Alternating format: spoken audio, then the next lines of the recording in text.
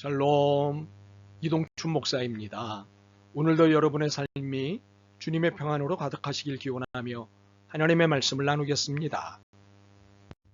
오늘 주시는 말씀은 요한복음 13장 34절로부터 35절의 말씀입니다.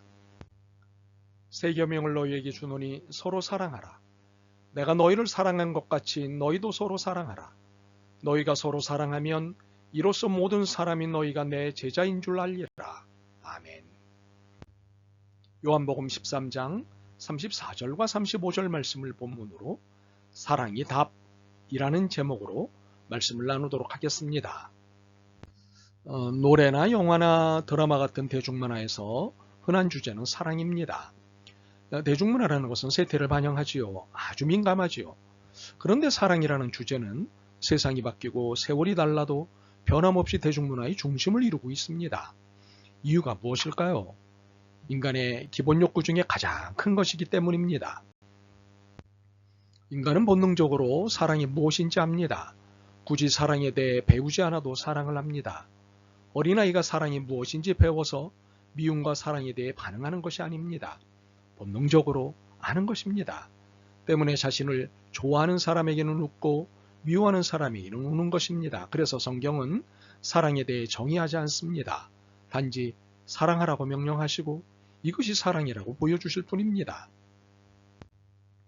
오늘도 우리는 본문을 통해 사랑하라는 명령을 받았습니다. 그런데 오늘의 명령에는 첨부된 내용이 있습니다. 서로입니다. 혼자 사랑하는 것이 아니라 쌍방간에 사랑하라는 것입니다.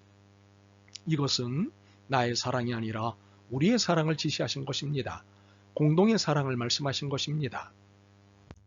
그렇다면 이처럼 서로 사랑을 명령하신 이유가 무엇일까요? 서로 사랑하면 힘이 나기 때문입니다. 해보신 분은 알겠지만 짝사랑은 힘이 듭니다. 상대방이 알아주지 않으니 얼마나 힘듭니까?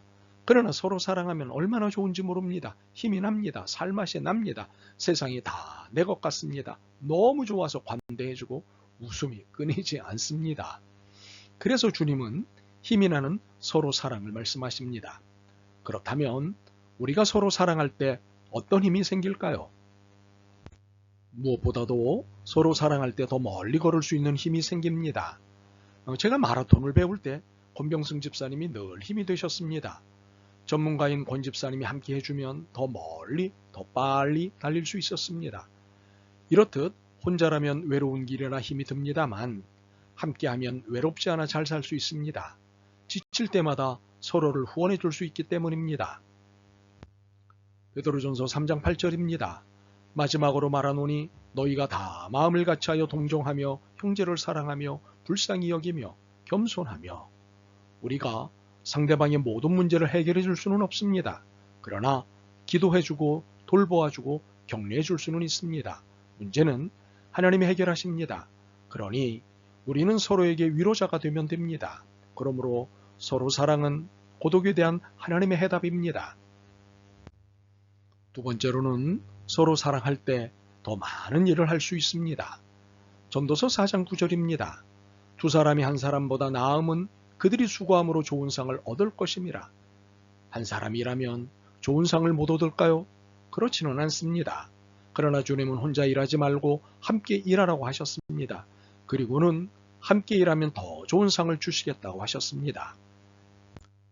성경에 보면 하나님의 일을 하는 사람들은 함께 일하는 사람들이었습니다. 모세는 아론과 여호수아는 갈렙과 바울은 디모데가 더욱이 예수님과 제자들이 함께 일했습니다.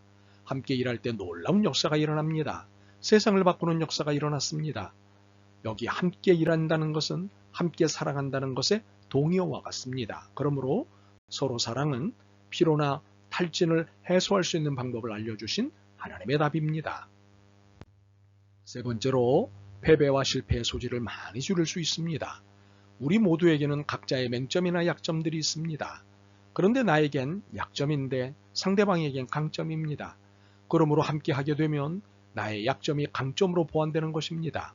그래서 패배와 실패의 소지를 줄일 수 있게 됩니다. 빌립보서 2장 4절입니다. 각각 자기 일을 돌볼 뿐더러 또한 각각 다른 사람들의 일을 돌보아 나의 기쁨을 충만하게 하라.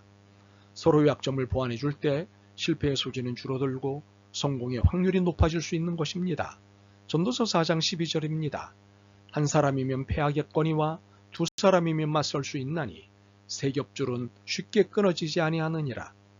우리나라 사람들은 참 성경적이지 않습니까? 돼지고기를 먹을 때 삼겹살을 최고로 찌지 않습니까? 함께함의 삼겹살은 우리의 실패를 줄여줍니다. 그러므로 서로 사랑은 절망을 넘는 것에 대한 하나님의 답입니다. 네 번째로 그리스도를 증거하는 일에 능력을 더하게 됩니다.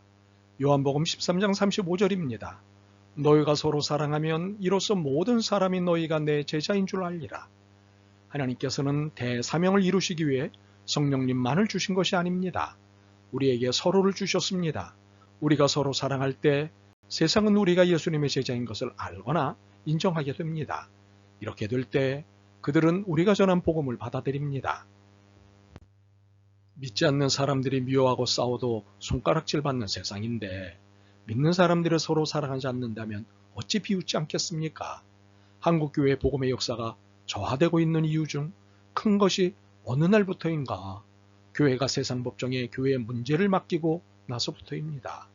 교회는 더 이상 교회 조직의 최고법인 교회법을 존중하지 않습니다. 일이 터졌다 하면 세상의 법정으로 달려갑니다. 그리고 하나님의 교회의 문제를 하나님도 모르는 법관에게 판결을 받습니다. 오히려 나이론이라니 제발 더 이상 이러지 않기를. 이제 우리는 서로를 사랑해야 합니다. 그래야 힘이 생깁니다.